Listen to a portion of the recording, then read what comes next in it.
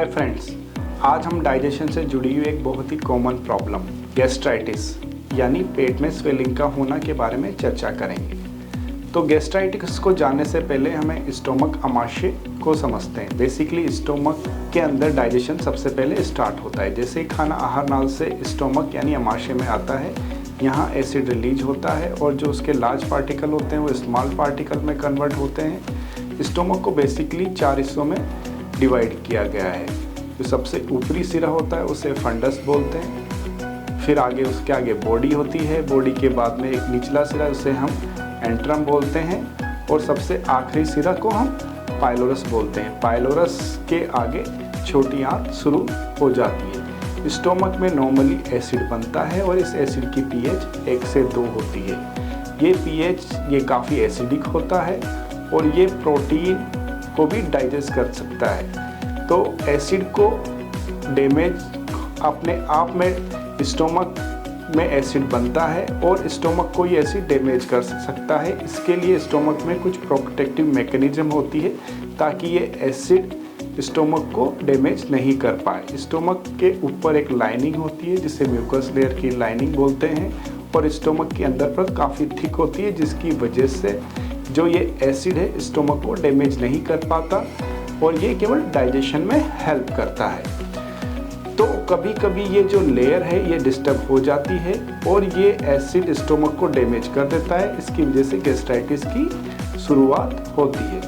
तो दोस्तों, यदि ये डैमेज स्टोमक के ऊपरी सिरे यानी फंडस में होता है तो इसको हम कॉर्पोरल गैस्ट्राइटिस बोलते हैं। यदि निचले सिरे में होता है इसे एंट्रल गैस्ट्राइटिस बोलते हैं और यदि पूरे स्टोमक को इन्वॉल्व करता है तो इसे हम पेन गैस्ट्राइटिस बोलते हैं। साइंटिफिकली गैस्ट्राइटिस को हम 3 में ABC में डिवाइड किया गया है। गैस्ट्राइटिस टाइप ए गैस्ट्राइटिस को ऑटोइम्यून गैस्ट्राइटिस बोलते हैं। इसके अंदर बॉडी की इम्यून सिस्टम स्टोमक की जो सेल्स हैं, पर्टिकुलरली पैराइटल सेल्स हैं, को डैमेज कर देती है, जिसकी वजह से स्टोमक में स्वेलिंग आ जाती है और वहाँ कुछ विटामिन की डेफिशिएंसी होने लगती है और ये लंबे टाइम तक स्वेलिंग बनी रहे तो कभी कभी कैंसर को भी जन्म देती है।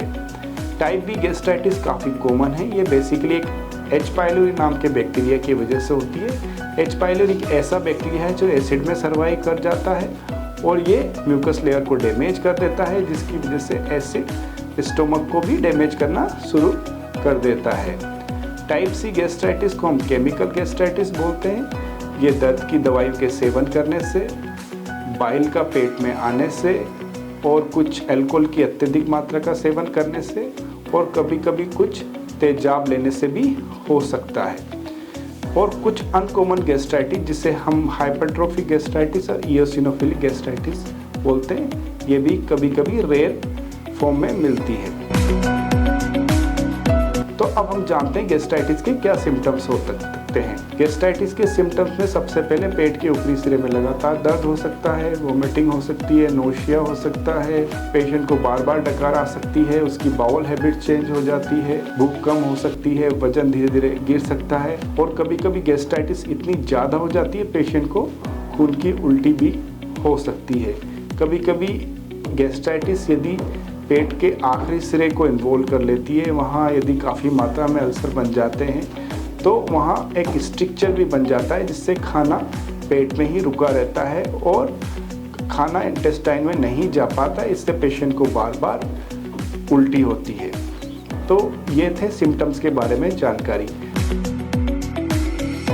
अब हम समझते हैं गैस्ट्राइटिस को कैसे डायग्नोस किया जाता है।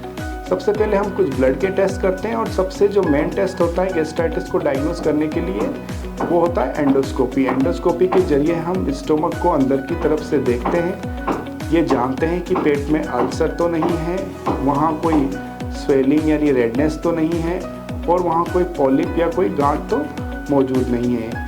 ये सारी जानकारी लेने के बाद में यदि कोई हमें सस्पिशियस एरिया दिखता है तो हम वहाँ से बायोप्सी लेते हैं, जिसे कि हम जाँच के लिए भेज देते हैं। कभी कभी हमें सीटी स्कैन करने की आवश्यकता होती है।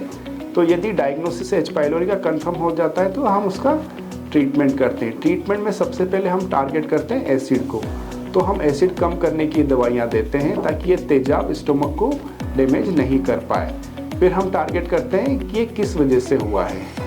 जैसे ऑटोइम्यून गैस्ट्राइटिस के अंदर हम इम्यूनिटी को टारगेट करते हैं, टाइप बी गैस्ट्राइटिस के अंदर हम एच पाइलोरी को टारगेट करते हैं। एच पाइलोरी को किल करने के लिए बहुत सारे किट अवेलेबल है मार्केट में, इसके अंदर एंटीबायोटिक भी होती है और एसिड कम करने की दवाइयाँ भी होती है, जिसका सेवन 14 दिन तक किया जाता है। केमिकल गैस्ट्राइटिस को सबसे पहले प्रिवेंशन करना होता है। यदि होने के बाद में इसमें हम सबसे पहले एसिड कम करते हैं और कुछ ऐसी दवाइयाँ देते हैं कि वहाँ कोटिंग हो जाए। कोटिंग होने की वजह से वहाँ का जो एसिड है, जो पहले से ऑलरेडी डैमेज एरिया है, उसको आगे डैमेज नहीं कर पाता।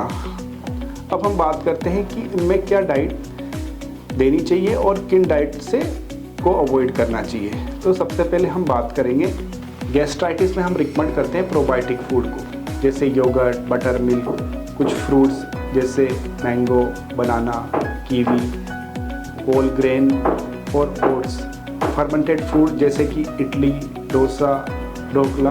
कुछ फूड जिनको हम अवॉइड करते हैं गैस्ट्राइटिस के अंदर, जैसे junk food, Cola drink, garlic, tomato. तो these are the food should be avoided in gastritis, and gastritis we also avoid alcohol smoking. Alcohol smoking की वजह से एसिड की मात्रा बढ़ जाती है और गैस्ट्राइटिस के सिम्टम्स बढ़ सकते हैं। गैस्ट्राइटिस से संबंधित और जानकारी करने के लिए आप हमें हमारे फेसबुक, इंस्टा, यूट्यूब पे हमें फॉलो कर सकते हैं और आप हमें नीचे दिए गए नंबर पर भी संपर्क कर सकते हैं। Thank you.